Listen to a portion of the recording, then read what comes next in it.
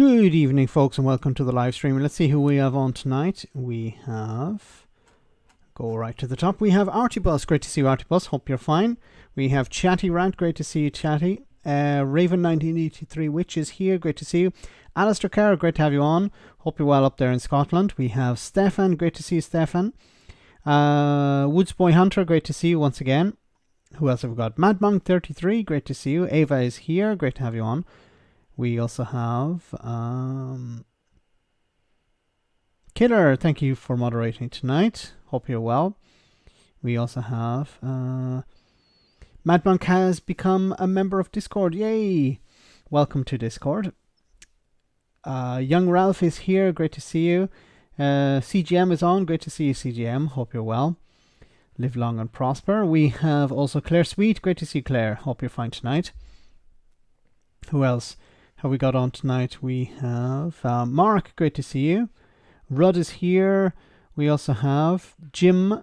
Great to see you. Nick is on. Great to see you too. 91 Leads is back. Great to see you too. We also have Ginger Girasse. Great to see you once again.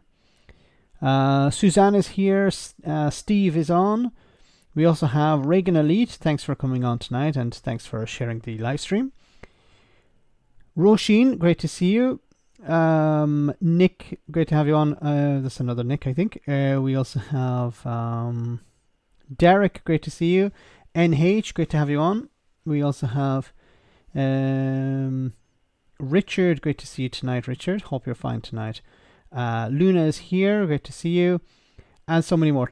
Tim That, and so many more. Hope you're very well. Hope you're ready for a nice weekend. Remember, this weekend we have the Sunday roast on Sunday. Two wonderful guests, two friends of the show. Very interesting discussion about Brexit, and a very interesting discussion about the US as well. So hope you can join us for that.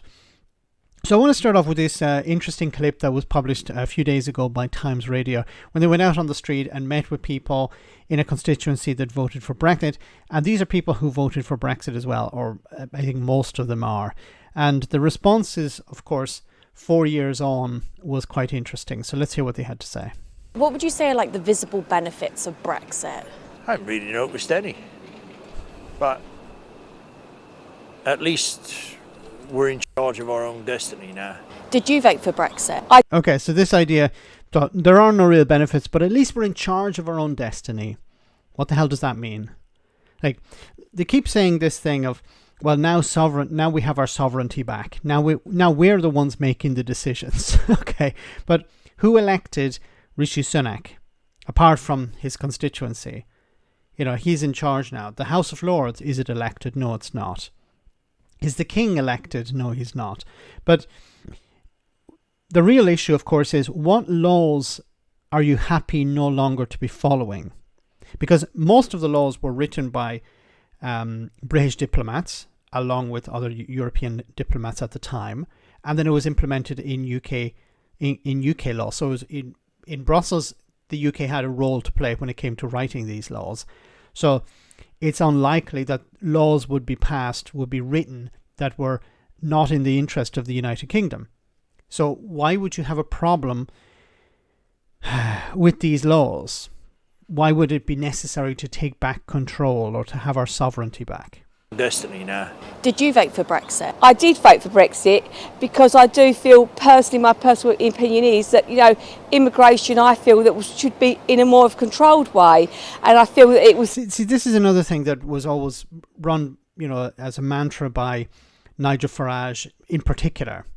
Not so much Boris Johnson, but Nigel Farage in particular was always banging on about immigration. We need to bring it down. Immigration is a problem. And of course, we saw the result of not having enough workers, not having enough staff, not having enough people working on farms, in the NHS, in hospitality. It's like we were missold the information to begin with, you know. So I did vote for Brexit, but if with What's that, Brad? I never thought the leopards would eat my face, sobs the man who voted for the leopards eating people's faces party. I know it's an old one, but it's a good one. Thanks for that, Brad. Insight, if I could change my vote, I would change it now, because I think, you know, I feel that, you know, I was missold the information to begin with. Now, something very interesting about all of this is because the economy is not doing well, people are blaming the Tories. They're blaming, well, look, we left the European Union. We were told that everything would get better, and things have not got better. In the same way as back in 2016, you know, the height of austerity, people were, you know, the likes of Farage and to a lesser extent certain Tories were saying, look, the problem is the European Union. If we leave the European Union, everything will be wonderful. That was, of course, a lie. But they were hoping just to get across the line. They didn't care about what would come after. They didn't care about, well, I'll actually have to explain to people how things will get better. It was just, things will get better. We leave the European Union, things will get better. But the thing is, now outside, and things have not got better, people, when asked about Brexit, has Brexit made you better off? They're saying, no, it hasn't. We'd be better off back in. They don't fully understand the reason why being out is a problem, and why being back in would actually resolve the situation, not resolve, but make things a lot better. But that's good enough for them. That's good enough for your average voter. Your average voter looks around and says, things have not got better post-Brexit. Why did we leave? There are no benefits. I'd seen stay mum. But hindsight would say whoever did vote for Brexit, they should have had second thoughts. The situation we were in, we were getting ripped off left, right and centre by people on the continent, the governments, not the people. Sorry, how was Britain being ripped off?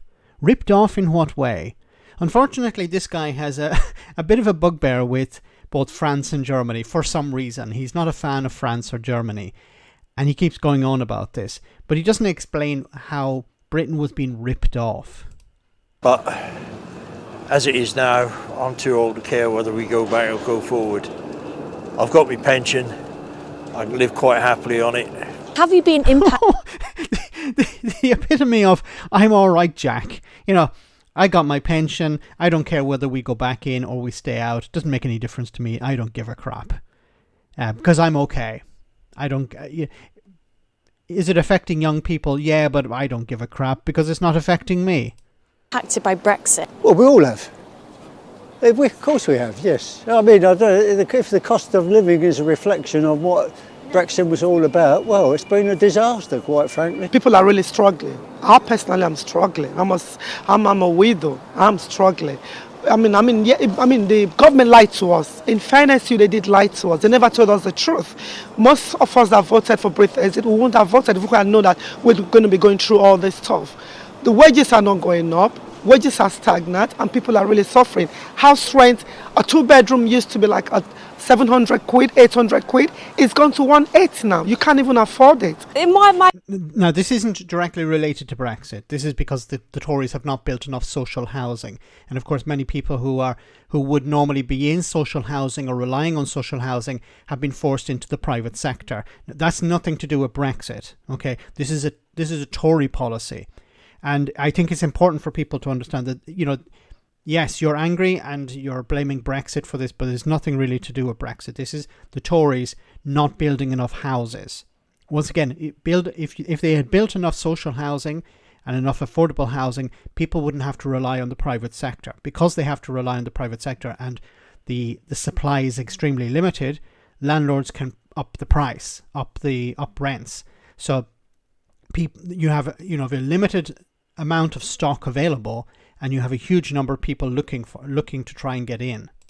main impact for it has been through not being able to, for my dog to be able to visit a vet, because I think before pre-Brexit and all stopping for people coming over, we're not able to get the people to come and do them sort of jobs. And she's completely correct. Yes, there used to be, enough vets, enough GPs, enough doctors, enough nurses, enough people working in hospitality, but now you can't get them. And you used to be able to, my cat or dog is sick, I go to the vet and they're seen straight away. Now it's probably, you need to wait a few days, or you need to wait a week, or you need to get an appointment or whatever, because there isn't sufficient, and there isn't a sufficient number of vets in Europe as well. So it's not just a Brexit problem, but it's a European problem. but also because of Brexit, it's more difficult to bring in vets from abroad. I met a lot of people. They believe that after Brexit, everyone will be rich, will be a lot of workplaces. It's not like that, because right now the union citizens cannot come so easy to work, and they have to have. Correction, Mad Monk has corrected me. No, Max, England has not built enough social housing. Scotland has a shed load being built every year. Yes, correct. Apologies for that. We're talking about the Westminster government. So England is not building enough social and affordable housing, while Scotland, it seems, is doing that. And you're not seeing the sort of crazy house prices. I imagine house prices in cities like Edinburgh and maybe Glasgow are through the roof, but the rest of Scotland isn't so bad. Edinburgh, of course, it's a capital, so it's going to be very expensive to live there anyway. But you don't have the same sort of crisis as in other parts of the UK. To bring people, especially with sponsorship from other countries, Asia, Africa. So this means more expensive, more time for training, because I'm working in healthcare. A lot of nurses, a lot of healthcare professionals from union, they are already trained when they came here, but now they have to start from zero, so a lot of costs. Yeah, because in many staff, maybe the qualifications are not recognised, so they have to do extra courses. While when the UK was a member of the European Union, it was free. It was free in the sense it was easy just to come in and pick up some employment. I came shopping now. I went to Asda's. I went to what's it called, Lidl. I budgeted like 100 quid. I've spent over 200 and something quid. It's crazy. Electricity is skyrocketed. I literally had to call my energy supplier yesterday. I said, "What's going on?" Do you think? And that's another thing that's not related to Brexit so much, electricity prices, because the energy prices in the UK are much higher than other parts of Europe. This is a Tory policy, or a consequence of having the Tories in charge, not so much a Brexit issue. The UK has been better off since leaving the EU. Not with the current economic problems, but I also felt that we were being shafted by, well, the honest truth, Germany and France. They run Europe. Well, for ordinary people, I don't think we haven't got the foggiest. Why is the cost of living so high? Why are they pushing their prices up 25p at a time? There's a lot of questions to ask, but sadly, there are no answers from anybody. No, absolutely none. I think, all what we've experienced so far has been negative. I feel that, the benefits that if we do see any, I think we're going to be way in the future if we see any to be at all. What would you say are like the visible? This is a very interesting point which did not directly related to the point that you raised, but perhaps the Brexit opportunities or the benefits of Brexit will happen in the future. It's possible that when the Labour take over and they start, and I hope this is going to be the case, that they start aligning with EU standards, the damage of Brexit will be reduced somewhat. And people will believe that this is Brexit succeeding. And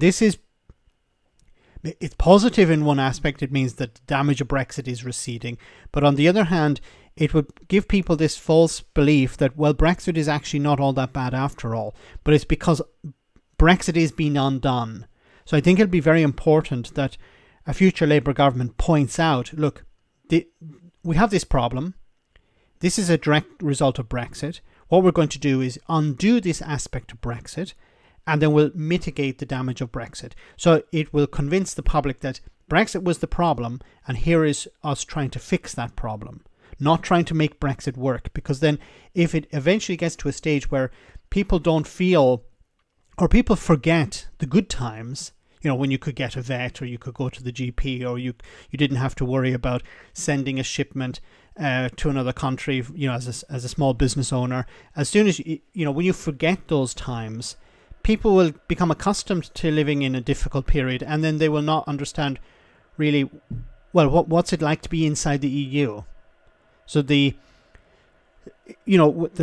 as time passes, people will forget what it was like in the good old days, in a sense. And this can be a problem because people is a bit like the frog, you know, in the boiling water. It gets accustomed to the boiling water, and there's a real risk that people will become accustomed to the damage Brexit is inflicting upon them, that they sort of forget that it's actually Brexit. Benefits of Brexit that you've noticed? I haven't really noticed any, but at least we're in charge of our own destiny now, instead of being part of the Federal Republic of Franco-Germany. This guy really doesn't like the French and Germans. And I really don't like that. But I guess, you know, economic investment is down, immigration is still high. But immigration, nobody wants to do anything about it. It's just it seems that it doesn't matter what we do or what we say. I really wish the media would stop focusing on this idea that immigration is bad, that immigration is something negative. Why is there always this focus on immigration bad, we need to reduce it? Because the Tories said so? Because Labour is following the Tories on the issue of immigration? Why is immigration bad? Like, I keep saying, if there are jobs available, people will come to do those jobs. If there are no jobs available, people will not come. If there are opportunities to start a business in Britain, people will come and they'll start opportunities. They use those opportunities and they'll start businesses. But if there are no opportunities available and there are no jobs available, then people will not move to apart from asylum seekers who, you know, but we're talking about a very small percentage of the total number of people who will immigrate to the UK. So why is immigration a problem? If we're talking about people who are going to work, people working in jobs that the local people don't want to do, and this is not just in the UK, this is everywhere. Why is immigration in Europe, in the West, in Britain, in this case, why is it such a negative thing? I understand there are problems related to immigration, about integration, about, you know, cohesion within communities, things like this. But this is, you know, something we can fix. This is something, if we, you know, reach out to community leaders, work with them, make sure that they're, you know, the communities can work together in a positive way, then we won't have so many problems. But it's always negative. It's always we have to bring the numbers down. Labour, they ain't going to do anything if they get in. Tories have done nothing. So I'm better off living with my neighbours around me who are Muslims and Hindus and Sikhs, and a family of Romanians next to me who are delightful. So why should I worry about it? I'll just get on and do what I have to do. They ain't going to listen to me anyway. So what would you say? That's a pretty pragmatic approach. They're not going to listen to me anyway. The politicians don't give a crap about me. Daily Blase, great to see you on the stream. Just want to read out your comment. The classic case of I know nothing about the subject, but doesn't stop me from having a very strong opinion about it, though. Yes. Say to those people who are anti-immigration. You never know in this life. Someday you can become an immigrant. So let's do the things better for all of us. How does it make you feel? Well said. Do you want to hear? I'm depressed. Like proper, really depressed. I'll just leave it at that. I'm properly really depressed. I can't sleep. I came back from work yesterday. My light was off. Before I left work, it was a £5 there. When I got home, it was off. You put £50, in 3-4 days it's gone. How long are we going to do this for? How long? Do you say that you regret voting to leave? Partially, yeah, a little bit. But there are bits that I can't get past France and Germany. Okay. Well, I think we'll stop here on this. But this guy is obsessed with France and Germany. It's like, you know, I would rejoin the European Union tomorrow if France and Germany left at the same time. His Albanian neighbour is wonderful. So what's his fucking problem? I don't know. Maybe he has a French neighbour or a German neighbour, and that's his problem. Oh my goodness. Okay, let's move on. I just thought that was an interesting thing about some Brexit voters who, and most of them or all of them, are not interested in Brexit anymore. They realise it was a mistake. So I just want to look at this. This is from Sky News. A few stories from Sky News. Pledge tracker. Is Sunak keeping his promises? So over a year ago, Rishi Sunak made 5 pledges for voters to judge him on. Remember those? Have inflation, grow the economy, reduce debt, cut NHS waiting lists or times, and stop the boats. So if we look at the first one, and Sky News are very kind to create this little interactive tracker. So Sunak's pledge was to have inflation. Well, as it says, as of December, inflation has fallen to 4%. So in January, it's at December. We don't have the data yet for January, obviously. Still a bit early, but in December it fell to 4%. I think it's up slightly, but it's still below the 5% target. Now, of course, inflation has nothing to do with Rishi Sunak. Rishi Sunak has basically said this himself, because when inflation was above 10%, he was it's nothing to do with us. It's nothing to do with the government. Now that it's below, it's half of that 10%. He's saying, yeah, it's everything to do. It was our plan to bring it down. See, we have to stick with the plan. He doesn't explain what the plan is. He hasn't explained, and unfortunately, the journalists haven't asked him, can you point to the policies that you put in place that have reduced inflation? And he can't do that, because as soon as he points to something that he has done, he's done nothing. But if he were to point to something that he's done, then as soon as inflation goes above that 5%, if it does, then the plan wouldn't work. So the plan would just fall over. So there is no plan. Okay, let's just be. And of course, Jeremy Hunt on occasion has said we're putting money in people's pockets, which gives this impression that he doesn't understand how inflation works, because as long as inflation is above zero, things are costing more. Brian, thanks so much for that super chat. Get helicopter everywhere. Number 2, all contracts must benefit my wife. Number 3, get new green card. 4, more crony bungs and knighthoods. And number 5, bring up Corbyn. Yes. If in doubt, break glass and release the Corbyn. Well said, Brad. Yeah, that's all he has, and it's not working. And none of, apart, maybe these should have been his pledge. I think Brad is onto something. These should have been the pledges, because they would have actually worked. It's now to do with government when it's going up. It's all to do with the government when it's going down, even though the lever is controlled by the Bank of England. Yes, well said, Chris. What about growing the economy? Well, it's pretty flatlined. The economy shrank by 0.2% in the 3 months to November. So it's been bouncing around between 0.1%, 0.2%, and it's gone below on a few occasions. So this is not a healthy economy. This is stagnation, where, and of course the Tories will try and spin this as growth. Look, the economy is growing. It's at 0.2%. But it's already down, so it's not doing very well. So he's losing there. Reduce debt.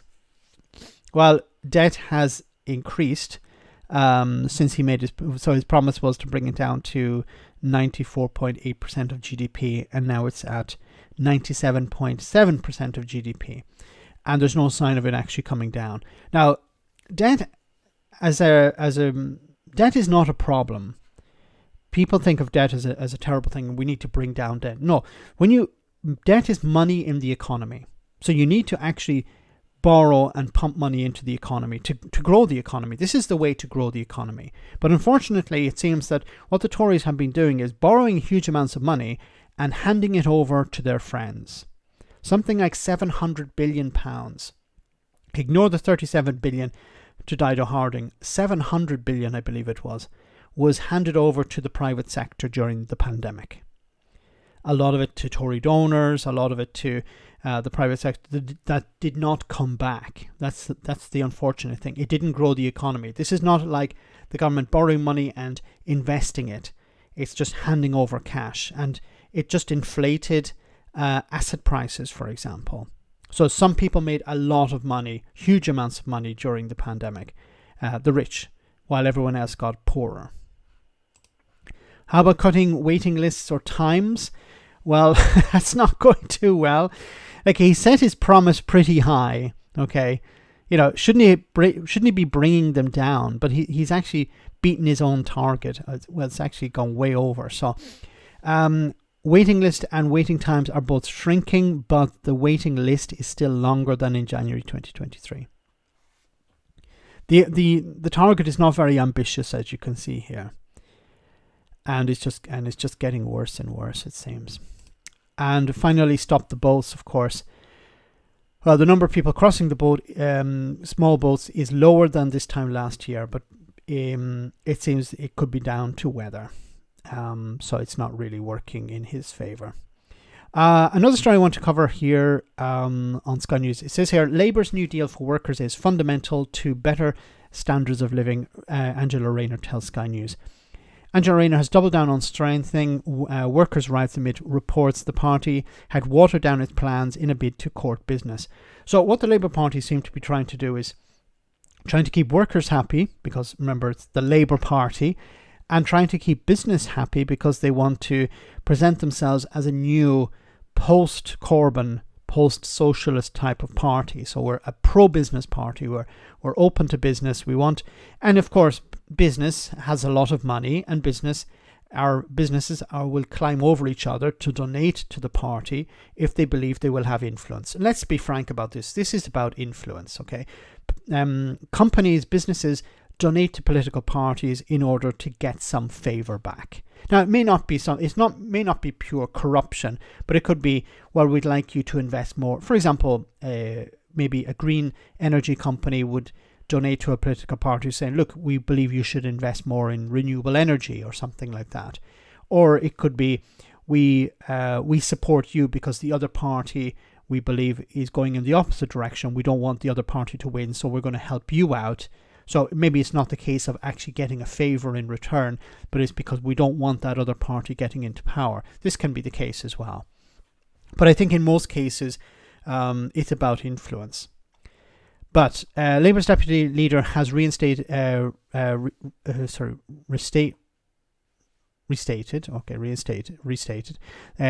the commitment to introduce draft legislation in the first 100 days to enshrine its employment promises in law. Under its New Deal for Workers, Labour has pledged to boost protections for all staff by banning zero-hour contracts, ending fire and rehire, and scrapping qualifying periods for basic benefits. Now, this is probably the big headline one, zero-hour contracts, the ending of zero-hour contracts. Now, many people have said that, wow, this is impossible. You know, what about people who do this type of work? What are they going to do? Well, I think a number of countries around Europe have actually brought in an alternative to zero-hour contracts. So you can have a type of contract that guarantees you certain protections, but you'll still be doing, in a sense, 0 hours. So you'll have a 0 hours contract, but it'll be a new type of contract where there'll be extra protections for you. Now, I don't know the details of this because Labour haven't published it yet, but it's possible that they're looking at other types of contracts around Europe. And I don't think this is like a sort of smoke and mirrors where they're pretending to change things and not really changing it. But it could be the case that they're banning 0 hour contracts and producing a new type of contract which is similar, but you have more protections. I hope that's the case for workers. Ending fire and rehire. So this is the case of, we saw it before, where workers were laid off by companies, especially during the pandemic, and then rehired to the same job, but with worse paying conditions.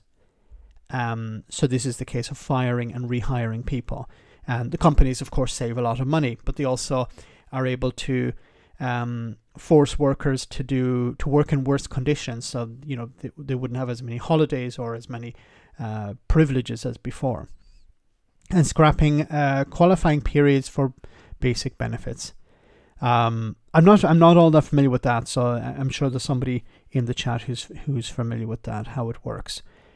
This includes a promise to introduce a single status of worker to tackle bogus self-employment in the gig economy.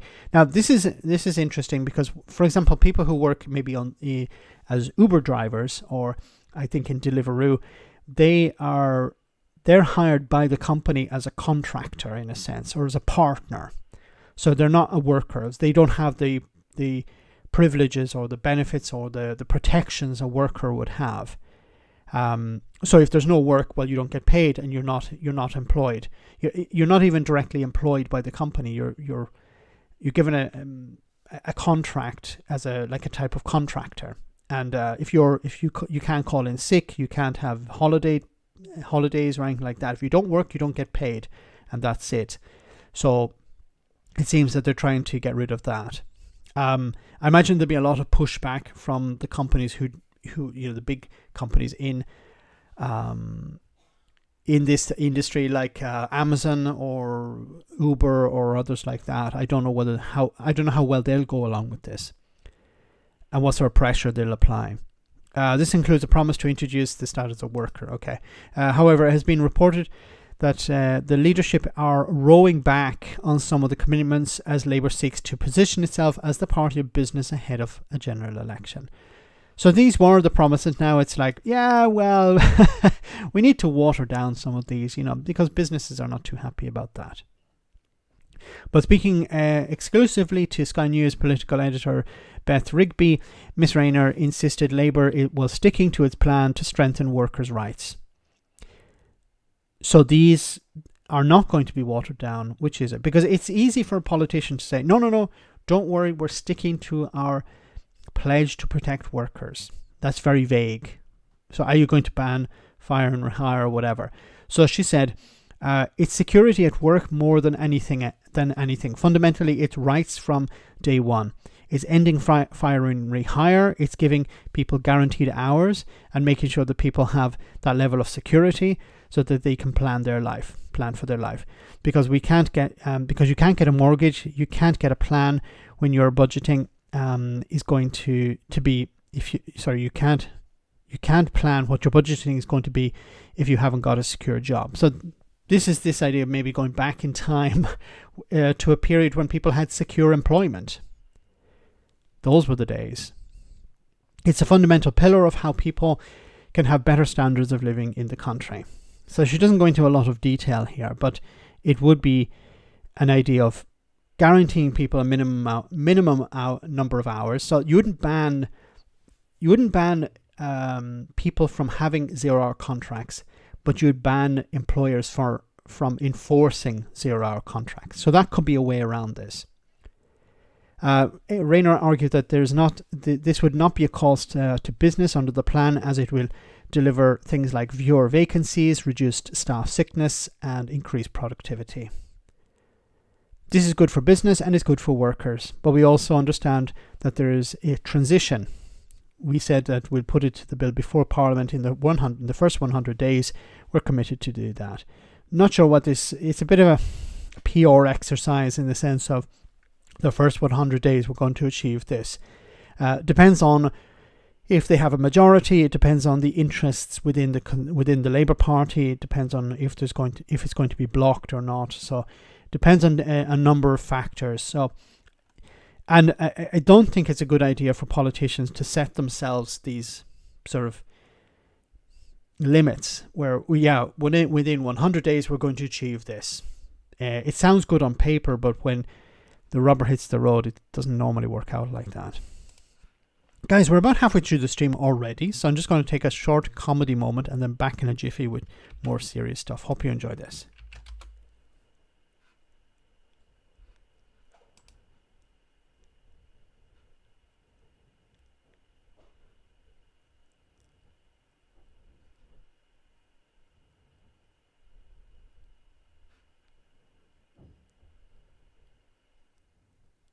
If it loads. Welcome to Broken News. The outspoken Conservative backbencher Jacob Rees-Mogg has launched a scathing attack on the Prime Minister Rishi Sunak. An online video, which was published earlier today by the North East Somerset MP, has had millions of views. Our reporter has more. Well, Bran, it's fair to say that no one could quite have been expecting an attack of such ferocity. In an unprecedented wave of fury unleashed by the former Secretary of State for Brexit Opportunities and related oxymorons, Jacob Rees-Mogg criticises the PM for not taking a stronger stance on immigration and the EU, and for rejecting traditional conservatism. We must warn viewers that Mr. Rees-Mogg's video does contain some strong language. Now listen to video, Rishi Sunak. Rishi Sunak, I see bollocks, more like I see fucking bollocks. Now listen to boys down at the RGC, you've been dissing us now to the EU and to the fellas down at Rwanda. And I'll tell you now, I'll give you a bait until next week. You won't know what day it is, it'll be Tuesday. Well, in the video there, in which former Health Secretary Therese Coffey appeared, Mr. Rees-Mogg clearly calling for fiscal conservatism around economic growth, a free market approach to agriculture alongside reduction of state subsidy, and a bonfire of burdensome EU regulation. No official response yet from here at number 10, but it's another very public setback for a beleaguered Prime Minister. Back to you. What a lovely story. That's all from Broken News. You're up to date. What the hell was that about? Oh my goodness, okay. BBC Stockholm claustrophobic asylum seeker barge risks human rights breach, MPs warn. So remember the BBC Stockholm, well, it hasn't really gone away. The BBC Stockholm ward at Portland in Dorset has been used since last August as ministers sought to find alternatives to hotel accommodation for those waiting for decisions on their asylum applications. But while the vessel has been plagued with issues, plagued being the word, including an outbreak of Legionella bacteria on board, and in December police confirmed one of the people on board had died, with reports suggesting the man had taken his own life. The Home Office committee, made up of cross-party MPs, visited the barge and has now written to illegal migration minister Michael Timmelson to raise serious concerns about the conditions being faced by those living on the vessel. Chair of the committee, Dame Diana Johnson, said MPs had been disheartened to see some of the living conditions on the BBC Stockholm, saying that they found many individuals having to share small cramped cabins originally designed for one person, often with people up to 6 they did not know, some of whom spoke a different language to them. She added the crowded conditions were clearly contributing to the decline in mental health for some of the residents, and this could amount to violations of human rights of asylum seekers.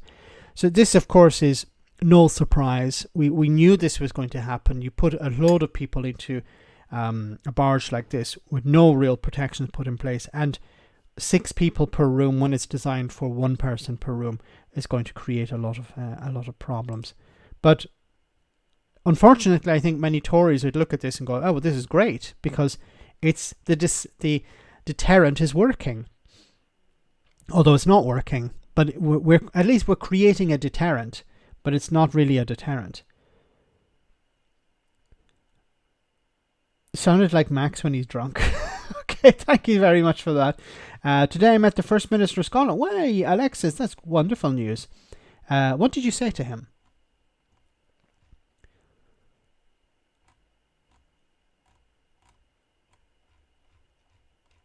That must have been a nice experience. Moving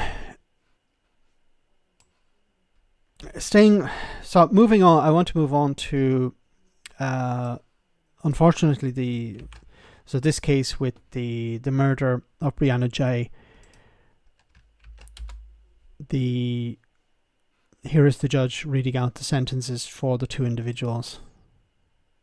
Scarlett, I have concluded that the primary motivation for Brianna's murder was your deep desire to kill. The messages reveal your fantasies and show your sadistic motives.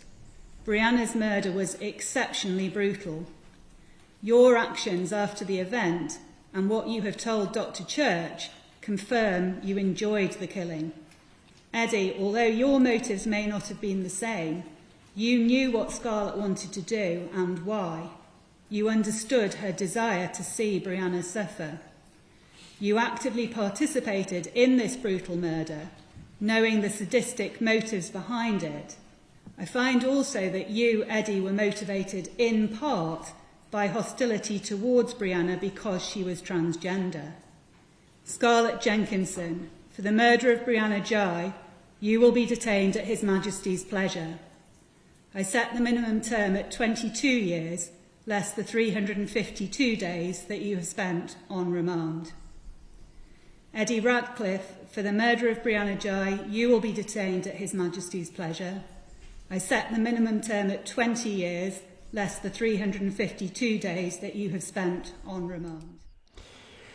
It's finally justice is being done here, and we see these two individuals being put away for a significant amount of time. Of course, this isn't going to bring back Brianna, but I think there are a number of people here who have blood on their hands, and these are people who are in the media, for example, the ones who've been egging on and demonizing, these types of attacks and demonizing members of the trans community.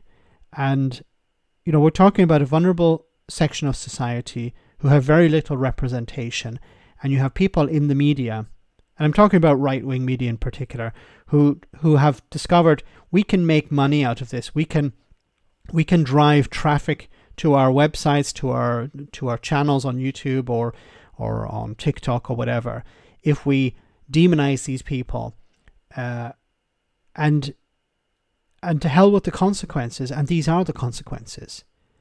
Now, I don't know the individuals involved here, but we've already seen numerous attacks on transgender people before. And it reminds me of the 1980s when the same sort of things were happening to gay men and women back in the 1980s. And we just move on to a new group, it seems, to hate.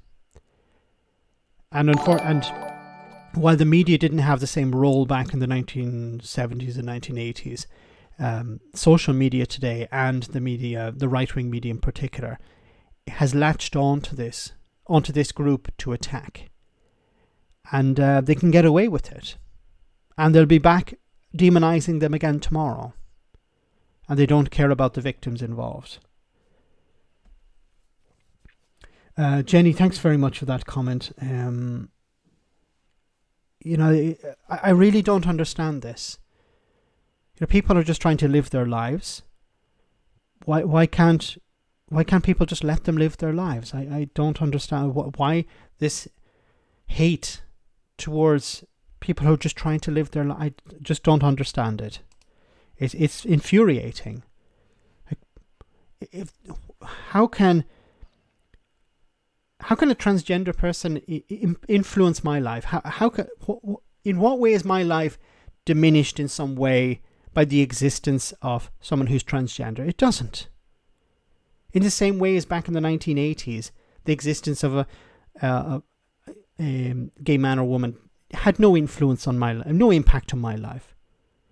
But it seems that people go out there looking to create trouble, looking for something to hate. And it doesn't seem to stop, unfortunately. I just want to move on from that because it's heartbreaking. Let's move on to a different story. Tomorrow is going to be a big day in Northern Ireland. Too fast or 2 years too slow? They always use these traffic signs. There's a traffic sign, no entry, I think it was, outside of Stormont. So what's happening tomorrow? It seems the DUP are finally, after 2 years, getting back to work. Sitting on their arse all day. They need to get back into work, and now they're eventually going to restart the executive in Stormont, and Northern Ireland will finally have a sort of functioning government. Slow, you decide. Too fast for this man. Jim Allister believes the DUP leader's deal falls short and produced legal opinion which says so. He was the one won the tender from the electorate to restore the union, and he is the one, therefore, whose efforts are subject to scrutiny. Now, just for anyone who's not familiar with the situation, I'll give it as quick a review of the situation as possible, or a revision of the situation as possible. So back in 2016, the DUP, along with the TUV, this guy here, campaigned for Brexit. And they were hoping that what would happen is the UK as a whole would leave the European Union, leave the single market, and it would end up with a hard border being put in place. Now, where did they hope the hard border would be put in place? On the island of Ireland, between North and South. That was their goal. They believed this would be the end of the Good Friday Agreement. This would be the end of influence, the influence of the Irish government, the interfering of the Irish government. There would be a permanent unionist majority, of course, once again, and it would be happy days in sunlit uplands. Now, of course, maybe they didn't read the Good Friday Agreement correctly, didn't understand it. They were against it, of course. The DUP and Jim Allister were against the Good Friday Agreement when it was signed back in 1998. But part of the Good Friday Agreement stipulates that there should be no infrastructure on the border between Northern Ireland and the Republic. So whatever infrastructure was there back in 1998, it needed to be dismantled. It needed to be taken down. And you can find images online, old footage of, army barracks, checkpoints, the police along the border, the British Army along the border, physical infrastructure there, also temporary infrastructure. But it was all, the plan was, as the Good Friday Agreement was getting it moving ahead back in the late 90s, the idea was to remove this infrastructure. Now, of course, if you have a border between Northern Ireland and the Republic, you need infrastructure because you need to carry out checks, and then the checks would, of course, need there'd be a risk that they would be attacked, so you'd need security there, maybe soldiers or at least the police, and then this would run against the ethos, the belief of the Good Friday Agreement.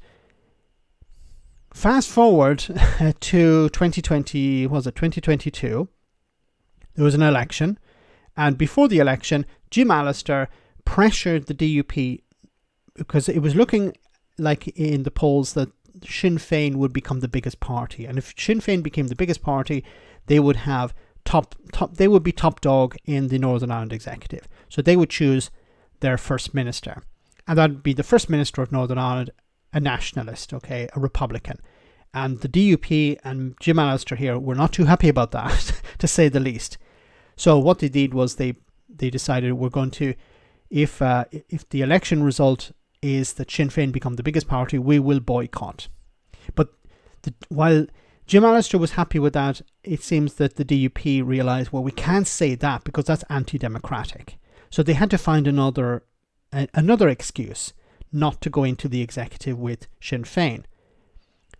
What was the excuse? Well, it was the Northern Ireland Protocol. It's the Northern Ireland Protocol. The thing that we used to support, we thought was a good idea. It allows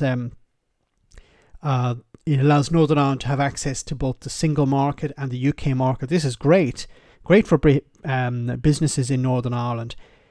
Well, they realised, we need something to use as leverage, something to use as an excuse not to go into the executive. So back in 2022, they decided, no, we're not going into the executive because of the protocol. We want the protocol gone. And unfortunately, at the time, who was in charge in Westminster? Boris Johnson. So Boris Johnson told the DUP, don't worry, what we're going to do is we're going to trigger Article 16. And Article 16 will stop the protocol from being implemented. Don't worry, we'll do it. He didn't do it. Him and Lord Frost didn't trigger Article 16. They kept threatening to do it, and the DUP kept asking them to do it, but in the end they didn't do it. Liz Truss said that she would trigger Article 16, and this would stop the protocol. Now, Article 16, I'm not going to go into too much, but Article 16 doesn't stop the protocol. What it does is it stops part of it so the rest of the protocol can be implemented. But it was sold to the public as a sort of handbrake, or some sort of way of stopping the protocol in its tracks, and then it would force the two parties, that being the UK and the EU, back to the negotiating table to bang out a new deal. But that's not what it's about. It's a sort of workaround. So because this went on, and this went on for 2 years, Northern Ireland didn't have an executive, didn't have a real government.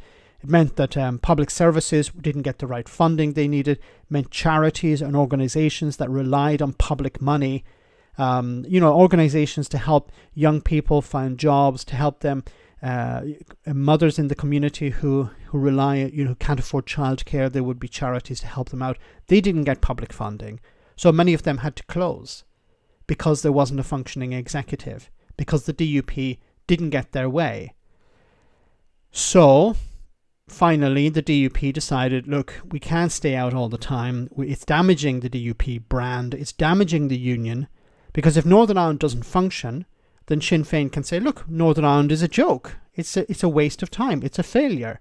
What we need is a united Ireland. So then some unionists realised we better get back into the executive because we need to promote the union. We need to promote Northern Ireland, a functioning Northern Ireland. But some people are too, how can I say, dense that they don't realise this, and Jim Allister is one of them. Brad, thanks so much for that super chat. Give the DUP a no jar.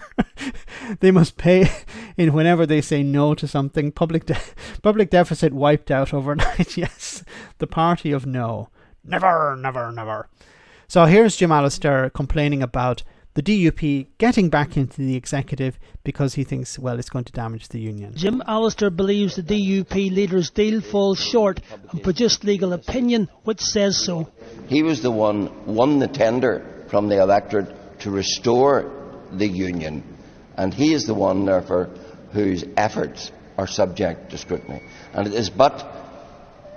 it's almost a school playground response to say, ha, look what I've got, what have you got? So what he's talking about here is Jeffrey Donaldson, the leader of the DUP, said to Jim Allister directly, says, look, what have you done for Northern Ireland? What have you done to get rid of the protocol? You sat on your arse doing nothing. I've been the one negotiating with the British government. I've been the one going to Westminster, trying to hammer out something. You've been sitting in Northern Ireland doing nothing. That's not the issue. The issue is what he has got, does it stand up to scrutiny? And the answer from this legal opinion is it fails miserably. But Sir Geoffrey Donaldson was having none of it. Is that the best that he can do in the day that it is? They're like an old couple fighting in public. He told me he would do the washing up, and I told him, look, you go and do that washing up because I've done it on Monday, Wednesday and Friday. You were supposed to do the washing up on Tuesday and Thursday, and you didn't do the washing up. Deliver somebody else's opinion. What I've delivered is change. Sorry, yes, I just saw Casper wrote, when he called himself a footnote, he said, yeah, look, I'll be just a footnote in history, but we need to deal with the protocol. It's like, no, you won't even be a footnote. People will not even remember who you are by probably next week. I stood on a platform with Jim Allister, and he talked a lot, and he shouted a lot, but he has nothing to show for his actions. I have a lot to show for my actions. As the leaders held last-minute talks, there were still some questions, though one of them has now been answered. Having weighed up all of the information that now has been available to me, notwithstanding a number of questions still to answer, I can confirm that the decision we made in 2020 is extant, and the Ulster Unionist Party will be entering the executive when it's formed tomorrow. Wait a minute, I thought they would be in opposition. As for the First Nationalist First Minister, Michelle O'Neill decided to leave the talking until tomorrow. This is just a very, very minor point, but look, and this is a security issue, of course, but you see that the registration plate has been smeared out. If you look at generally when there are vehicles moving around in Westminster, they're not smeared out, because in Northern Ireland, it's very dangerous to be a politician. In Britain, in the rest of the UK, it's not so. Of course, there are security issues as well, but it's very different being a politician in Northern Ireland. It's a big story, and not just in Northern Ireland. This certainly seems like a very exciting moment here in Northern Ireland. You know, the return of the power-sharing government, it's for us something that we certainly want to follow very, very closely as well. And yeah, here we are. So it's political theatre.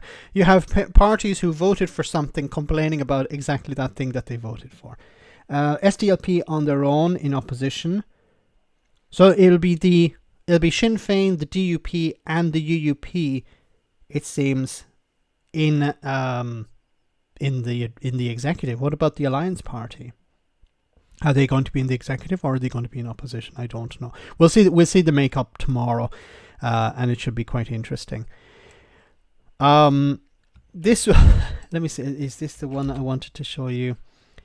Hopefully, no. This is just Jeffrey Donaldson once again. No, we're almost at the end of the stream. So, guys, I just wanted to finish with just a few more stories. This was an interesting story. Wanted to get your take on it. From Sky News. They might call themselves a farm, but there's no sign of animals on this trading estate in Oxford. And while there are no pigs in this pig pen, they are producing meat. This is the beginning of our process, and just like on a farm, we start with that small piece of meat. From that meat, scientists pick out the cells that they want to replicate. So you've identified your cells. What happens next? So the next part is that we make sure we've got just the pure muscle and the pure fat cells. So we want to only grow the parts of the animal which we want to eat. So none of the gristly bits, tendon, cartilage, ligaments, etc. When the cultivated meat cells leave there, their biology, their genetics is, if you like, just right. But how does that actually become a piece of meat? Stage 2. This is the next stage of the process. It's essentially a mixing tank, and this is the first time those cells will have come from a flask or a petri dish and ended up in something that resembles a production process. What is actually in there? So in there we have some beef cells at the moment, some beef muscle stirring around, and then we've got our own culture media formulation, which is the nutrition for the cells, it's food.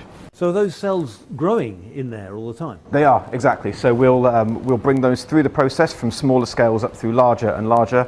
As if you would on a farm, you move the herd from a smaller pen to a bigger pen. After 3 to 4 days, the cells multiply and grow to form small lumps of muscle tissue before being transferred to this stainless steel tank where they continue to swell. And when it's grown up in there, is it you're looking like a fillet steak? I mean, what's actually coming out? We're not quite at the stage of fillet steaks yet. We will be there in years to come. But what comes out of the process is similar to mincemeat. A texture that's ideal for something like a Scotch egg. And where better to try a cultured meat Scotch egg than of the original Scotch egg recipe back in 1738. Well, I can't wait to go for it. Let's do it. Is it right that Fortnum's claims to have invented the Scotch egg? We do indeed. So over 300 years ago, we apparently did invent it as a way to feed people on the go.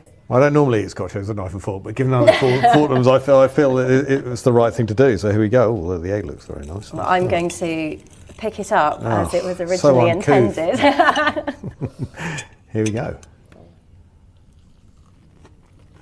That is very nice.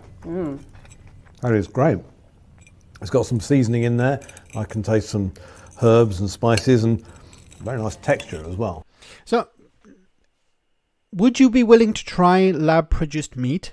I don't know if anyone knows, but or some people do know. I'm vegetarian, so I wouldn't normally eat meat. But I don't know. I might be willing to try this because there's no animal involved, in the sense that they extract some DNA from the animal, but it can be taken in any way. It can be hair that's left behind by the animal. There was an interesting example of this in California, where foie gras, I think I'm pronouncing correctly, is banned because of animal welfare issues, because they're of course abused to produce the meat. The pate. But there was a company in California that got around the problem by using feathers left by a goose that they had roaming the farm, and they extracted the DNA, and they were able to recreate foie gras in a lab, and they were able to sell it, very expensive I imagine, but they were able to sell it in California and get around the problem, and they have a monopoly on the in that market. I'd be willing to try it, I think. And I can imagine vegans would be like completely against it, of course, because it's still an animal product. But I think in the grand scheme of things, this could be a very good way to feed the world. I think what it'll probably start out with is animal feed first. So they'll begin by producing lab meat for animal feed, like for pets or whatever. And then it'll probably move on to humans after that. And, we're talking about meat that's actually produced in a laboratory where it's actually clean. It's clean. It doesn't have pathogens. It doesn't have parasites, things like that. It's produced in very clean conditions. It doesn't have, you're eating pure meat. There's no fat or anything. There's nothing added to it. It's completely pure. I understand people would think that this is insane, this is crazy, this is Frankenstein or something, but especially when it comes to climate change, the amount of energy, resources, land, water that's needed to produce a piece of meat is significant, and this would eliminate a lot of that. So for me, I wouldn't be squeamish about it because I don't eat meat anyway, but it would be interesting to oh my God, you could use humans. Yeah, technically you could use human cells. And there's an opportunity for celebrities. You could have a Madonna burger. You could have an Arnold Schwarzenegger sausage or something like that. Celebrities could patent certain, and people would buy it. I can guarantee you, this is probably the way it would catch on. A celebrity donates or for sale sells part of their DNA to produce a burger or something. People would buy it. Even people who will be squeamish about buying this type of fans of Harney would be the shrapnel, the Schnapzel. Trump steak. No, well, there are exceptions. But Trump supporters would buy a Trump steak if it was made of Trump. I can guarantee it. Cannibalism made popular. I think going to hurl. I can guarantee you people would buy a burger of their favorite celebrity 100%. I'm not sure I would do it, but I know some people would.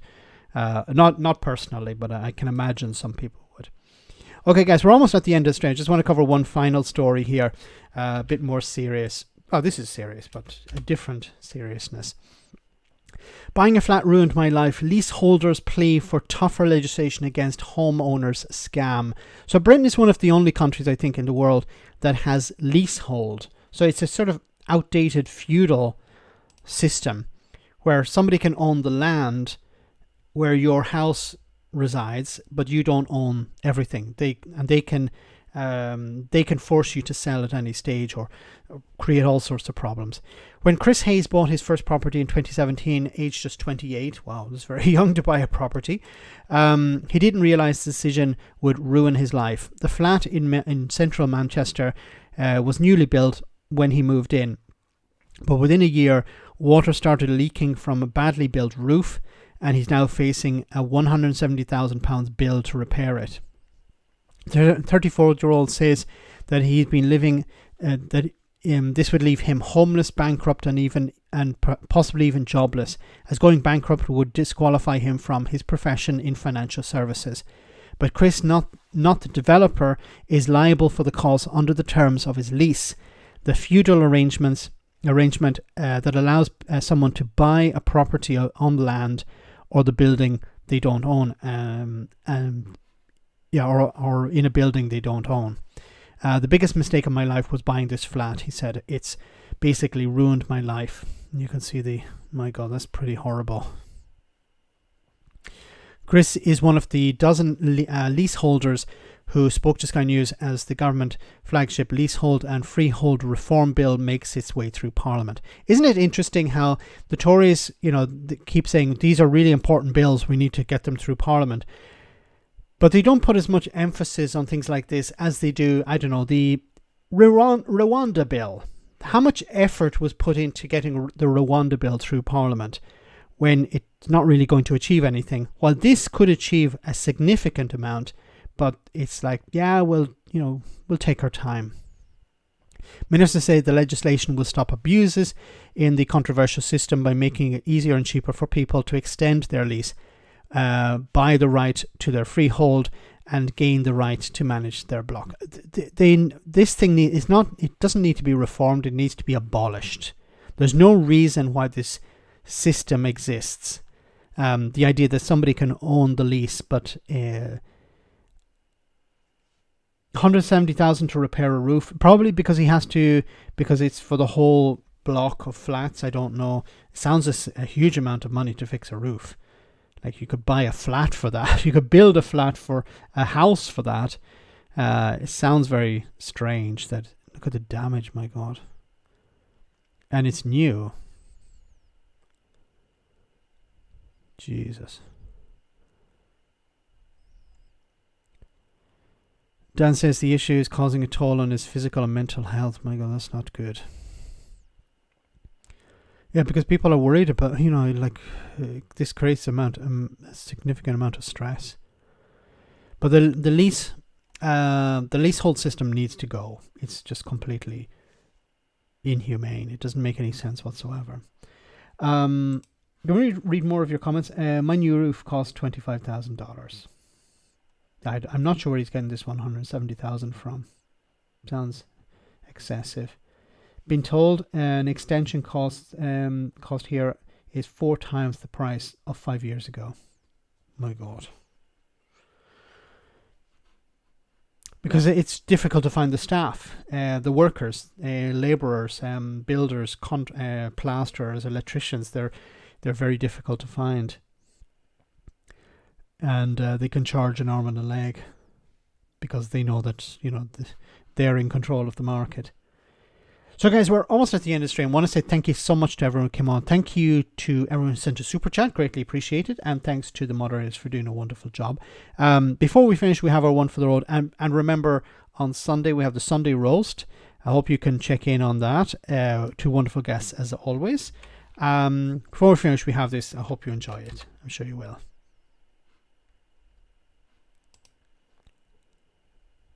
This week marks the 4-year anniversary of the UK leaving the EU. I assume you had a party. I'm joined by the Minister for Fairy Tales, Rose-Tinted Spectacles and the Benefits of Brexit, the Right Honourable Geoffrey MP. Best 4 years of my life. Many small businesses are complaining that they have a lot more red tape to deal with. Well, everyone knew there would be a bit more red tape when trading with Europe. You specifically said at the time that there would be no new tariff or non-tariff barriers to trade. No, I didn't. You did. In fact, we've got a recording of you in 2016 saying exactly that. There will be no new tariff or non-tariff barriers to trade. And you missed the subtext of what I was saying, which is that I hoped you wouldn't quote me on that. I've spoken to a farmer today who said that his business has really suffered. Well, I've spoken to loads of farmers in my head who've said it was fine. In your head. Head, phone and show, what's the difference? And anyway, who are you going to believe, eh? Someone who spends all their time with animals, or a man who sounds like me?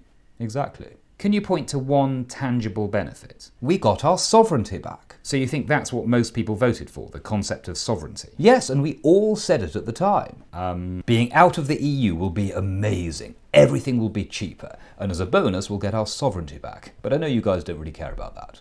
You see, I mentioned sovereignty. But you accept that prices have actually gone up. We've halved inflation this year, which simply means that the rate of increase has slowed. Halved sounds better. And won't these new checks at the border push up food prices further? Only if businesses choose to pass these costs on, which they won't if they love their country. You're telling businesses that to be patriotic means losing money. That's just the cost of doing business. And businesses know all about the cost of doing business because they're businesses.